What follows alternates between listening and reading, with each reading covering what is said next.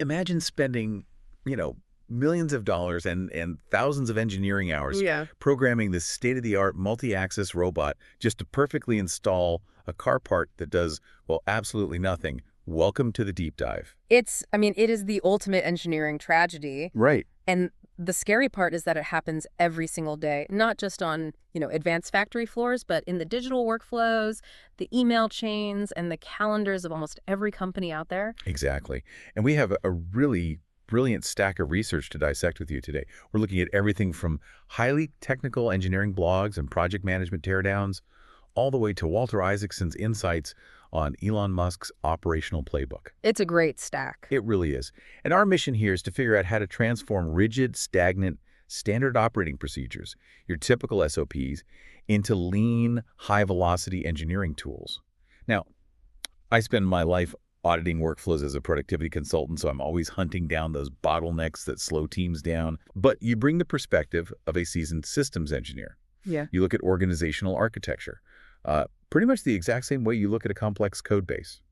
Yeah, because an organization is ultimately just a complex system of human algorithms. Hmm. And when a complex system wants to move faster, the default human instinct is almost always to buy something to fix it, right? Oh, totally. A new SaaS platform, a massive digital transformation initiative. Or hiring a high-priced consulting team. Right. But layering expensive automation over a broken process doesn't actually fix anything. It usually just makes you do the wrong things faster. Okay, so let's unpack this. Because before we can apply high-level engineering algorithms to fix our workflows, we really have to properly diagnose the disease that's slowing us down in the first place. Yeah, and to do that, we need to talk about debt. So, in the software development world, we talk constantly about something called technical debt. Right. Technical debt happens when developers take a short-term coding shortcut to push a feature out quickly. Right. That shortcut accrues interest. If you leave that messy, undocumented code unresolved, it slows down all future development. It makes the entire system brittle, prone to crashing, all of that. Okay, so if technical debt is like a leaky pipe in your house, you can at least see the water pooling. Right. You know it's there. You know you eventually have to call a plumber. Right. But there is a far more insidious hidden killer in most organizations, and that's process debt. Process debt, completely different beast. Completely different, because process debt doesn't live in a code base where a compiler can just flag an error for you. It hides in plain sight. Wow. It lives in your recurring calendar invites, your manual data entry forms, and those bloated multi-tiered approval chains. I see that all the time. So if technical debt is a leaky pipe, process debt is like driving down a busy avenue where the traffic lights are completely out of sync. Yes, that's a great analogy. You could have the fastest cars in the world, meaning your top-tier employees. Yeah. But if the system forces them to stop every 100 feet for a red light, their top speed is entirely irrelevant. That is a perfect way to visualize it. And the math behind those red lights is just brutal. How bad is it? Well, let's say a convoluted approval process causes a 1-hour delay for a developer who's just, waiting on security clearance. Okay. If that happens daily across 5 different teams, that costs the company 25 hours a week. Oh my gosh. That is an entire full-time employee doing absolutely nothing but waiting. People are vastly more expensive than code, which makes process debt fundamentally more toxic to your team's velocity than technical debt. Which totally explains why throwing money at it rarely works. I mean, the sources actually cite a McKinsey statistic on this. They ran the numbers recently and found that nearly 70% of digital transformations stall. 70%? Yeah, and they don't stall because the technology failed or the code was bad.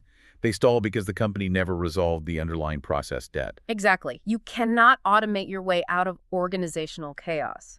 And to really understand the mechanics of why, we have to look at Conway's law. Okay, break that down for the listener. What is Conway's law? So back in 1968, Melvin Conway observed this principle that holds entirely true today.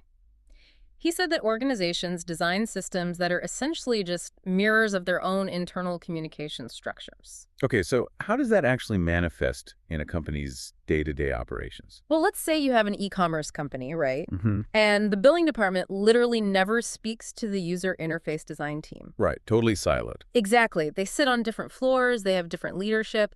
If you ask that company to build a unified checkout app, they will not build a seamless experience. They'll build something disjointed. Yeah, they will build an app with a beautiful storefront, and then a jarring, clunky, completely separate payment gateway that feels like you've been redirected to a totally different website. Oh, I've used apps exactly like that. We all have. The complexity, the friction, and the silos of your human processes inevitably trickle down into the products you create. The system is just a digital copy of your org chart. Here's where it gets really interesting, though.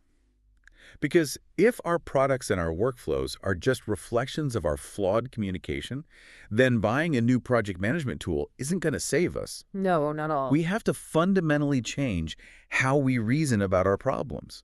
I mean, most of the time, this process debt builds up because we reason by analogy. We do things simply because, well, that's how we've always done it, or that's how our biggest competitor does it. And reasoning by analogy is exactly how you end up with out-of-sync traffic lights. Right. If that's the disease, the diagnostic tool we need to cure it is first principles thinking. Which is huge in the sources. Yeah, it's a mental model heavily utilized in physics and aerospace engineering. It basically requires you to break a complex problem down to its most basic, undeniable, foundational truths. Okay. You strip away all assumptions, all traditions, and you build your solution strictly from those basic truths. The classic example from the research of SpaceX, right? Oh, absolutely. Because the analogy everyone just accepted was that rockets are inherently astronomically expensive. That's just the aerospace industry. Right. But they looked at the fundamental truth. The raw material cost on the commodity market for, aerospace-grade aluminum, titanium, copper, carbon fiber. It was only about 2% of the typical price of a rocket. 2%. Yeah. The other 98% of the cost was purely process debt.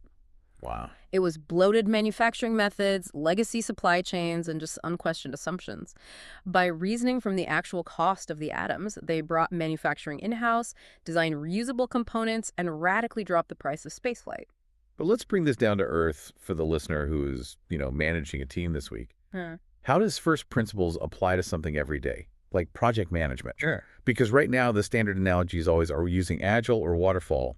You just pick a framework off the shelf and force your team into it. Which is a massive trap. Yeah. Assuming a project must use Agile or Waterfall is pure reasoning by analogy. To apply first principles here, you don't start by picking a methodology. You break the project down to its absolute core components. What are the undeniable truths? Exactly. What are the undeniable truths of this specific project?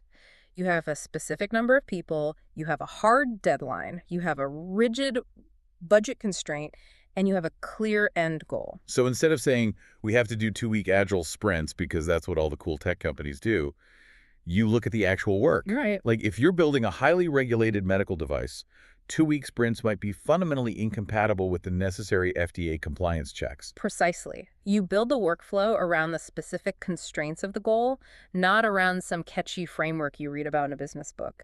You might end up with a hybrid process that looks totally unique to your team, but it will actually serve the work instead of getting in the way. Okay, but wait, let me push back a little here. Go for it. As a productivity consultant, I rely heavily on industry standards and best practices to get teams aligned quickly. Sure. If we always start from scratch, if we ignore analogies and throw out the established frameworks, aren't we just wasting an incredible amount of time reinventing the wheel every single day? Well, this raises a really important question. Applying first principles doesn't mean you pretend previous knowledge doesn't exist. Okay. It means you refuse to accept a constraint blindly. If someone tells you a wheel must be made of wood, you don't just accept it, you ask, what is the fundamental purpose of this object? To reduce friction and facilitate movement. Exactly. Then you ask, what materials exist today that do that best?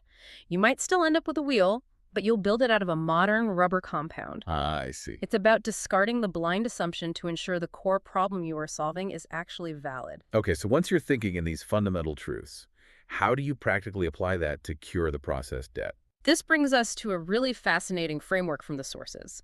It's a sequential 5-step algorithm used by Elon Musk to run companies and engineer products. Yes, the 5-step algorithm. Let's get into it. Step 1 is question every requirement. And there is a very specific, non-negotiable mechanism for how to do this, right? Yeah. A requirement must be attached to a specific person's name.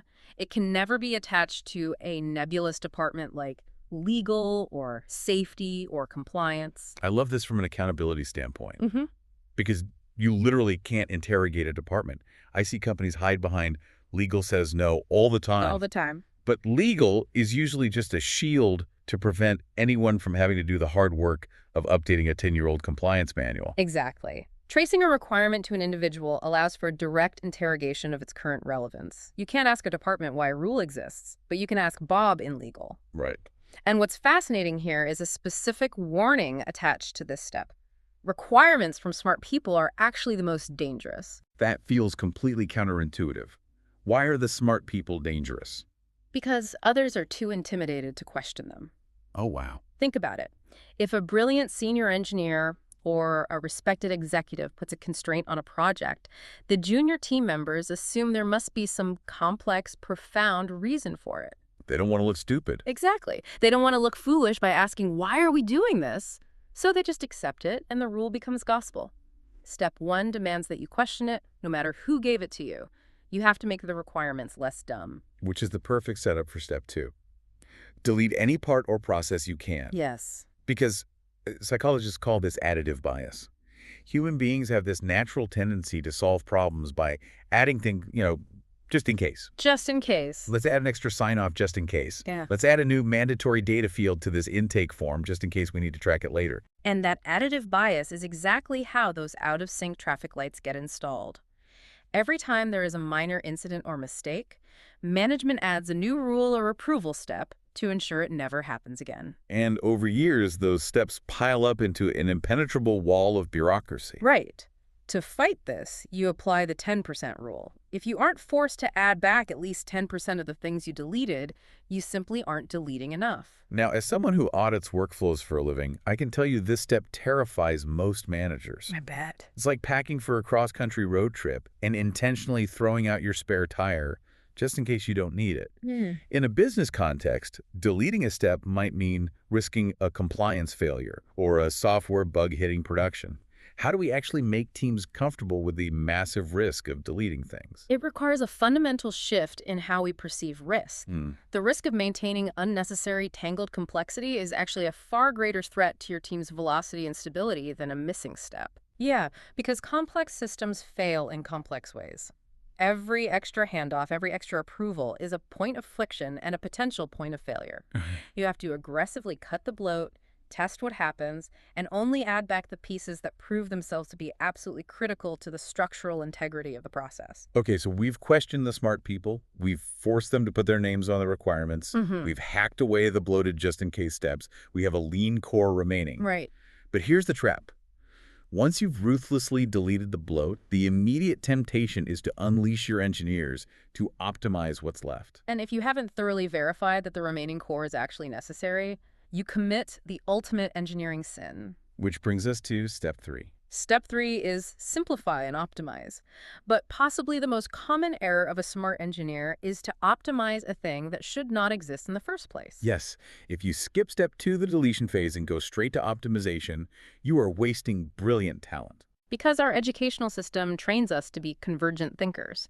The professor hands you an equation, and you solve it. You don't tell the professor the equation is pointless. Exactly. So engineers will take a terribly bloated, redundant process, and they will brilliantly optimize the code, or shave a few milliseconds off the execution time, without ever asking if the process itself should simply be thrown in the trash. And once you've genuinely simplified, and you know the process deserves to live, you move to step 4.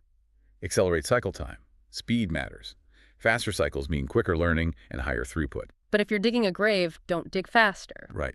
You only accelerate after you've questioned, deleted, and simplified. Right. And finally, we arrive at step 5. Automate. Automation comes last. You never automate a broken process. And the ultimate cautionary tale of what happens when you do this out of order is the Tesla battery mat story from the Isaacson book. Oh, I love this example so much. It is the perfect illustration of doing the steps backward. It encapsulates the entire problem. So Tesla was struggling with major production delays on the Model 3. A huge bottleneck was the installation of a fiberglass mat mounted to the top of the battery pack. Okay. They were spending massive amounts of time, money, and engineering effort trying to program robots to automate the placement of this flimsy mat. It was choking the entire production line. They jumped straight to step 5. Yeah. They were optimizing and automating something without ever questioning it. Exactly. Finally, they hit pause and went back to step 1. They questioned the requirement. They asked the battery safety team, what exactly is this mat for?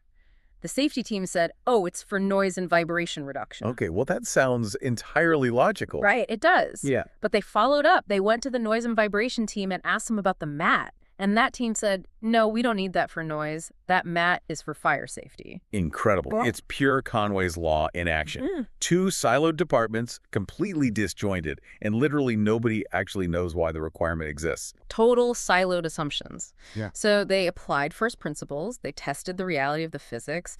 They put acoustic microphones inside 2 different cars, one with the fiberglass mat installed and one without it. Wow. They ran the test, and there was absolutely 0 difference in sound. The mat did nothing. So what did they do? They deleted it. Step 2, they just stopped putting it in the car.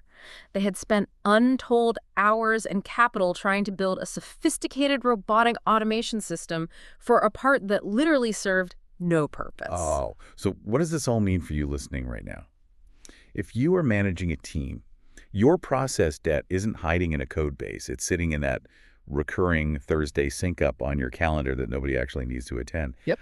Optimizing a process that shouldn't exist is like carefully calibrating the timing of a traffic light on a road that has been permanently closed. It doesn't matter how perfectly the light turns green. No one is driving there anyway. You have to delete the traffic light entirely. If we connect this to the bigger picture, once you've successfully stripped the process down, deleted your own versions of the battery mat, and automated the right things, you have to reconstruct how you guide your teams. You need a new kind of SOP. Exactly, because standard SOPs are fundamentally flawed. Think of a traditional SOP like printing out 35 pages of turn-by-turn MapQuest directions for a cross-country road trip. Oh man, MapQuest. Right, it is incredibly rigid. The second you hit a roadblock or a detour on page 2, the remaining 33 pages are completely useless. Right, it forces you down a single fragile path. Instead, we need modular recipes. The research highlights the Diataxis documentation framework. Ah, yes. It's brilliant because it breaks documentation down into distinct, separate functional needs. It separates tutorials from reference materials, from how-to guides to theoretical explanations. And why does that separation matter so much? Because mixing them creates process latency. If an expert just needs to look up a single command line, they shouldn't have to scroll through 10 pages of a beginner's tutorial to find it. You don't write one massive linear SOP for how to launch a product.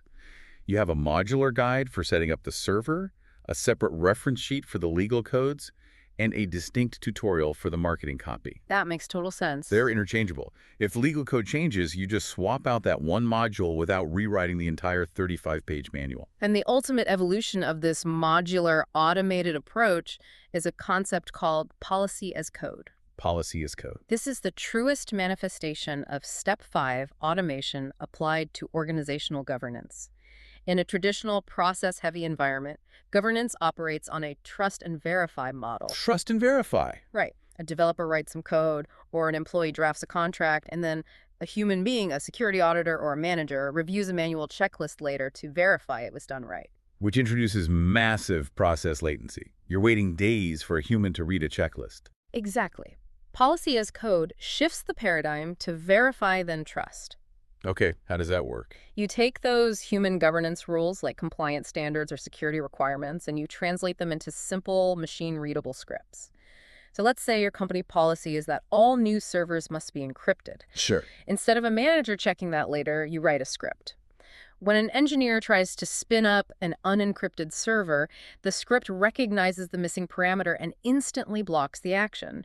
It compresses a feedback loop that used to take days of human review into literally milliseconds. Wow. And this directly enables the communication rules for lean organizations we saw in the research too. Oh, definitely. Because to move fast, you nix all large meetings unless they provide value to everyone. You talk directly to the person you need rather than following the formal chain of command. And you banish all corporate acronyms because they just build walls that require a glossary to navigate. It's all about reducing the latency of information transfer. But let me push back here again, because honestly, this sounds like a recipe for absolute chaos. Does it?